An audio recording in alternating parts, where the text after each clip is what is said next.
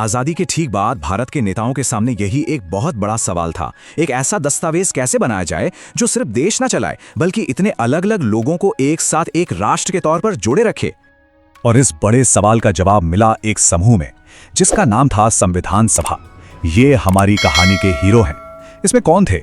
इसमें थे अपने समय के सबसे तेज दिमाग वाले लोग, दूर की सोचने वाले लीडर्स जिन्हें भारत के भविष्य को कागज पर उतारने का मुश्किल काम सौंपा गया था। तो चलिए कहानी के पहले हिस्से में चलते हैं और समझते हैं कि माहौल कैसा था जब यह ऐतिहासिक काम शुरू हुआ। दांव पर सच में बहुत कुछ लगा था। देखिए, एक तरफ तो करीब 200 साल की गुलामी के बाद आज़ादी का जश्न था, पर दूसरी तरफ देश के बंटवारे का बहुत गहरा जख्म भी था। ऐसे में एक ऐसा संविधान बनाना जो हर किसी को अपना लगे, जो एकता का वादा करे, सच कहूं तो ये लगभग नामुमकिन सा काम लग रहा था। तो सवाल उठता है कि ये महान काम करने वाले लोग कौन थे? वो कौन थे जिन्हें भारत का भविष्य लिखने के लिए चुना गया? आइए देखते हैं कि ये सभा बनी कैसे। वैसे इसकी कहानी शुरू हुई थी 1934 में एक आइडिया से जो एमएन रॉय ने दिया था। फिर एक दशक से भी ज्यादा समय बाद 1946 में कैबिनेट मिशन प्लान ने इस आइडिया को हकीकत में बदला। और फिर आया 9 दिसंबर 1946 का वो दिन जब इसकी पहली मीटिंग हुई।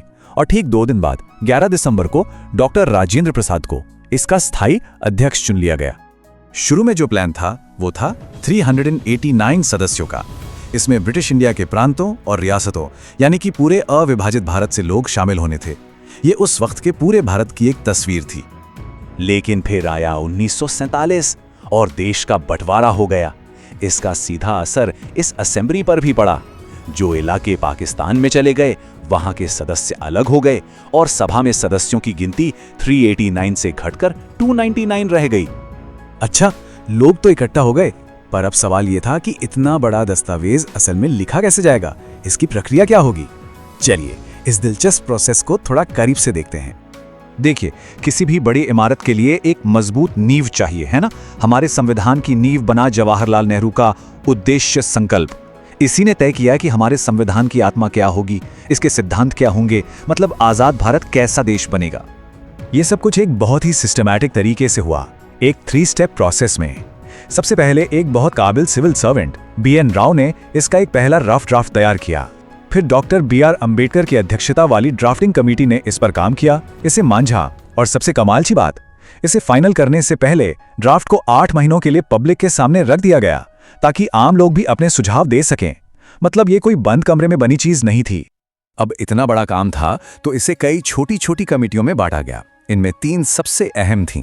एक थी जवाहरलाल नेहरू के अंडर में यूनियन पावर्स कमेटी, दूसरी सरदार पटेल के अंडर में प्रोविंशियल कॉन्स्टिट्यूशन कमेटी और इन सबसे अहम, इन सब विचारों को कानूनी शक्ल देने वाली ड्राफ्टिंग कमेटी, जिसके चेयरमैन थे डॉक्टर बीआर अंबेडकर। चलिए अब जरा इसके स्केल को समझते हैं। कुछ नंबर्स पर नजर डालते हैं जो वाकई में ये बताते हैं कि ये कितना बड़ा काम था। कितना वक्त लगा होगा, कोई अंदाजा है? पूरे 2 साल 11 महीने और 18 दिन। ये सिर्फ एक तारीख नहीं है, ये इस बात का सबूत है कि संविधान के हर एक शब्द, हर एक लाइन पर कितनी गहराई से सोचा विचारा गया। इस पूरे समय में संविधान सभा के कुल 11 सेशंस हुए, मतलब 165 दिनों तक बैठकें चली।